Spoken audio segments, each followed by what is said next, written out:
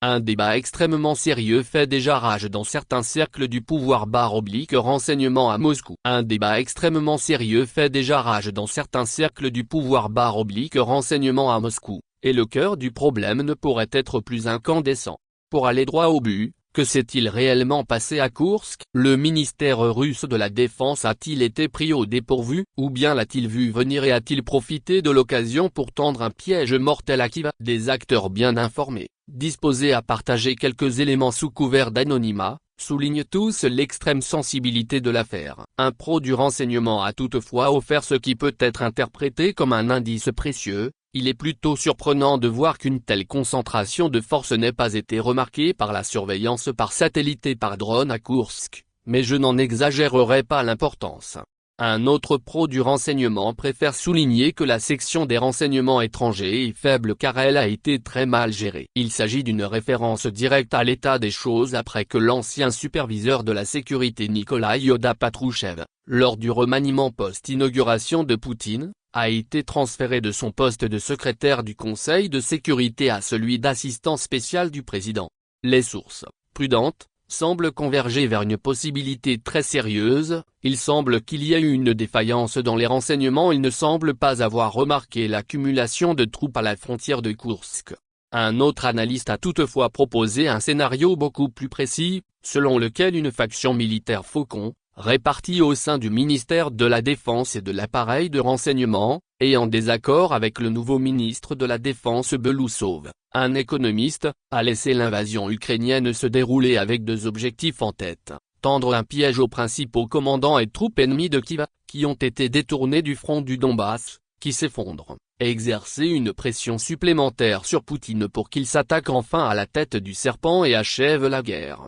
Cette faction Faucon considère d'ailleurs le chef d'état-major général Gerasimov comme totalement incompétent, selon les termes d'un pro du renseignement. Il n'y a pas de preuves irréfutables, mais Gerasimov aurait ignoré plusieurs avertissements concernant un renforcement ukrainien près de la frontière de Koursk.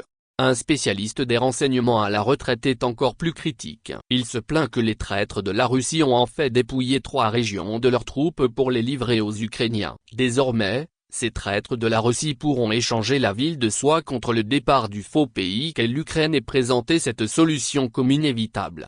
Par ailleurs, ce jeudi, Belousov a commencé à présider une série de réunions visant à améliorer la sécurité dans les 3 régions, Koursk, Belgorod et Bryansk. Les faucons de l'appareil Siloviki ne cachent pas que Gerasimov devrait être renvoyé et remplacé par le légendaire général Sergueï Armagedon Sourovikine. Ils soutiennent également avec enthousiasme Alexander Bortnikov du FSB, qui a de facto résolu l'affaire extrêmement trouble de Prigojine, comme l'homme qui supervise actuellement la situation à Koursk.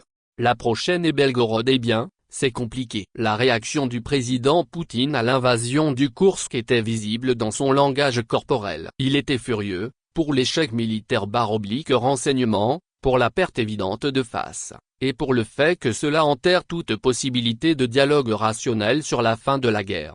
Pourtant, il est parvenu à renverser la situation en un rien de temps, en désignant Koursk comme une opération antiterroriste, KTO, supervisée par Bortnikov, du FSB, et avec une logique intégrée de ne pas faire de prisonniers. Chaque Ukrainien présent à Koursk et ne souhaitant pas se rendre est une cible potentielle, destinée à être éliminée. Maintenant ou plus tard, peu importe le temps que cela prendra. Bortnikov est le spécialiste des actions concrètes. Il y a ensuite le superviseur de l'ensemble de la réponse militaire /civile, Alex Diuma, le nouveau secrétaire du Conseil d'État, qui a notamment occupé le poste de chef adjoint de la division des opérations spéciales du GRU, renseignement militaire. Diuma ne répond pas directement au ministère de la Défense ni au FSB, il rend compte directement au président. Traduction: Gerasimov semble désormais être au mieux un prête-nom dans tout le drame de Koursk. Les responsables sont Bortnikov et Diuma. La stratégie de la RP de Koursk est vouée à un échec retentissant. Pour l'essentiel,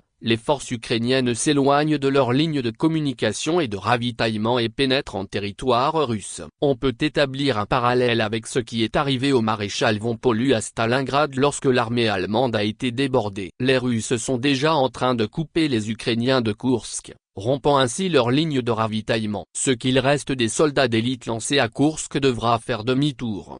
face aux Russes qui se trouvent à la fois devant et derrière eux. Le désastre se profile à l'horizon. L'irrépressible commandant des forces spéciales Akhmat, le général de division Apti Alodinov, confirme sur Rossiya 1 TV qu'au moins 12 000 membres des forces armées ukrainiennes, faux, sont entrés dans Koursk, notamment de nombreux étrangers, britanniques, français, polonais. Il s'agira d'une opération pas de prisonniers à grande échelle. Toute personne ayant un Ki supérieur à la température ambiante sait que Koursk est une opération de l'OTAN, conçue avec un haut degré de probabilité par un combo anglo-américain supervisant la chair à canon ukro-nazi. Tout ce que fait Kiev dépend des systèmes ISR, intelligence, surveillance, reconnaissance, américains et des systèmes d'armes de l'OTAN, bien entendu utilisés par du personnel de l'OTAN. Mikhail Podolyak, conseiller de l'acteur transpirant en t-shirt vert à Kiev, a admis que Kiev avait discuté de l'attaque avec des partenaires occidentaux. Les partenaires occidentaux, Washington, Londres, Berlin, en habit de l'acheter, le nient. Bortnikov n'est pas dupe. Il a succinctement affirmé, sur procès-verbal, qu'il s'agissait d'une attaque terroriste de Kiev soutenue par l'Occident. Nous entrons à présent dans la phase de combat de positionnement dur destiné à détruire des villages et des villes. Ce sera affreux. Les analystes militaires russes font remarquer que si une zone tampon avait été préservée en mars 2022, les activités d'artillerie à moyenne portée auraient été limitées au territoire ukrainien. Encore une décision controversée de l'état-major russe, la Russie finira par résoudre le drame de Koursk en éliminant les petits groupes ukrainiens de manière méthodique et meurtrière. Cependant, les questions très sensibles concernant la manière dont cela s'est produit, et qu'il a laissé se produire, ne disparaîtront tout simplement pas. Des têtes devront, au sens figuré, tomber. Car ce n'est que le début. La prochaine incursion aura lieu à Belgorod. Préparez-vous à ce qu'il y ait encore du sang sur la piste.